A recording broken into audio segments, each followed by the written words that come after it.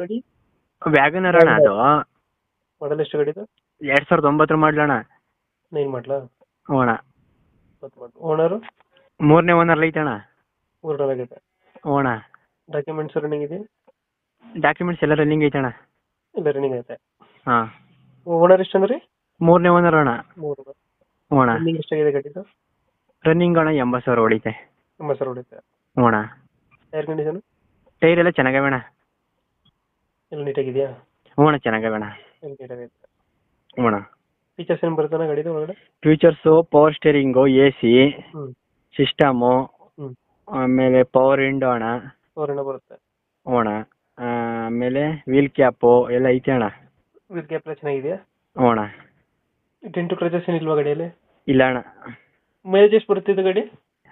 ಇದಲ್ಲ ವ್ಯಾಗನರ್ ಅಲ್ವಣ್ಣ. ಹ್ಞೂ 17 ಗಂಟೆ ಬರ್ತದೆ ಅಣ್ಣ. ಒಂದು 18 ಕೊಡುತ್ತೆ.